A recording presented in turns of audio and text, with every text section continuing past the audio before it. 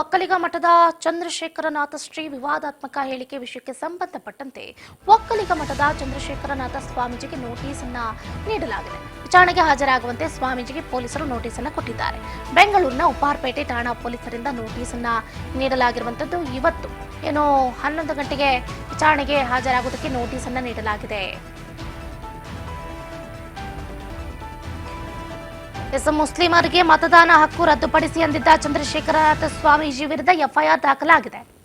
ಮುಸ್ಲಿಮರ ಮತದಾನದ ಹಕ್ಕಿಗೆ ಎಲ್ಲೋ ಒಂದು ಕಡೆ ಭಂಗ ತಂದ್ರ ಅನ್ನುವಂತ ಪ್ರಶ್ನೆ ಈಗ ಉದ್ಭವ ಆಗ್ತಾ ಇದೆ. ಯಾಕಂತಂದ್ರೆ ಆ ವಿವಾದಾತ್ಮಕ ಹೇಳಿಕೆ ಎಲ್ಲ ಕಡೆ ಕಿಚ್ಚನ್ನ ಹೆಚ್ಚಿಸಿದೆ.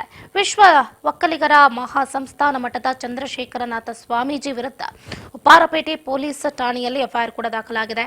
ಕೋಮು ಸೌಹಾರ್ದತೆಗೆ ಧಕ್ಕೆ ತರುವ ಹೇಳಿಕೆಯನ್ನು ಕೊಟ್ಟಿದ್ದಾರೆ ಅಂತ ದಾಖಲಾದಂತಹ ದೂರಿನ ಅನ್ವಯ ಪೊಲೀಸರು ಈ ಕ್ರಮವನ್ನ ಕೈಗೊಂಡಿದ್ದಾರೆ ಎನ್ನಲಾಗ್ತಾ ಇದೆ.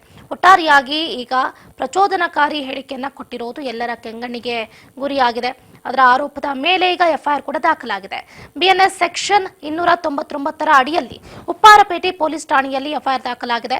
ಸ್ವಾಮೀಜಿಯ ಹೇಳಿಕೆಗಳು ಪ್ರಚೋದನಕಾರಿಯಾಗಿದ್ದು ಕೋಮು ಸೌಹಾರ್ದತೆಗೆ ಧಕ್ಕೆ ತರಬಹುದು ಅಂತ ದೂರಿನಲ್ಲಿ ಆರೋಪವನ್ನು ಮಾಡಲಾಗಿದೆ.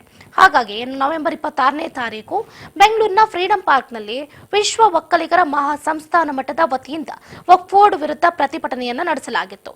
ಪ್ರತಿಭಟನಾ ಸಭೆಯಲ್ಲಿ ಮಾತನಾಡಿದ ಸ್ವಾಮೀಜಿ ವಿವಾದಾತ್ಮಕ ಹೇಳಿಕೆಯನ್ನು ಕೊಟ್ಟಿದ್ದಾರೆ.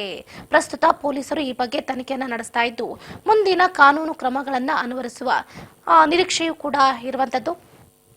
ಇದರಲ್ಲಿ ಮುಖ್ಯವಾಗಿ ಗಮನಿಸಬೇಕಾಗುತ್ತೆ, ಚಂದ್ರಶೇಖರನಾಥ ಸ್ವಾಮೀಜಿ ಹೇಳಿಕೆ ಏನು? ಹಾಗಾದ್ರೆ ಮುಸ್ಲಿಮರಿಗೆ ಮತದಾನ ಹಕ್ಕು ಇಲ್ಲದಂತೆ ಮಾಡಬೇಕು, ಆಗ ಭಾರತೀಯರೆಲ್ಲರೂ ನೆಮ್ಮದಿಯಿಂದ ಇರೋದಕ್ಕೆ ಸಾಧ್ಯ ಆಗುತ್ತೆ. ಅಷ್ಟು ಪ್ರೀತಿ ಇದ್ರೆ ನಿಮ್ಮ ಮನೆ ಸೈಟ್ ಬರ್ಕೊಡಿ ಅಂತ ಚಂದ್ರಶೇಖರನಾಥ ಸ್ವಾಮೀಜಿಯವರು ಮೊನ್ನೆ ಫ್ರೀಡಂ ಪಾರ್ಕ್ ನಲ್ಲಿ ಹೇಳಿಕೆಯನ್ನು ಕೊಡ್ತಾರೆ. ಸ್ವಾಮೀಜಿ ಹೇಳಿಕೆಗೆ ವ್ಯಾಪಕ ವಿರೋಧ ವ್ಯಕ್ತ ಆಗ್ತಾ ಇದ್ದು, ಮತದಾನ ಮೂಲಭೂತ ಹಕ್ಕು, ಸಂವಿಧಾನದಲ್ಲಿ ಎಲ್ಲರಿಗೂ ಕೂಡ ಆ ಹಕ್ಕಿದೆ. ದೇಶದ ಎಲ್ಲಾ ನಾಗರಿಕರಿಗೆ ಮತದಾನದ ಹಕ್ಕಿದೆ. ಯಾರಾದ್ರೂ ಹಾಗೆ ಹೇಳಿದ್ರೆ ಅದು ತಪ್ಪು ಅಂತ ಸಚಿವ ಎಚ್.ಸಿ. ಮಹದೇವಪ್ಪನವರು ಕೂಡ ಈ ಹಿಂದೆ ಆಕ್ಷೇಪವನ್ನ ವ್ಯಕ್ತಪಡಿಸಿದ್ರು.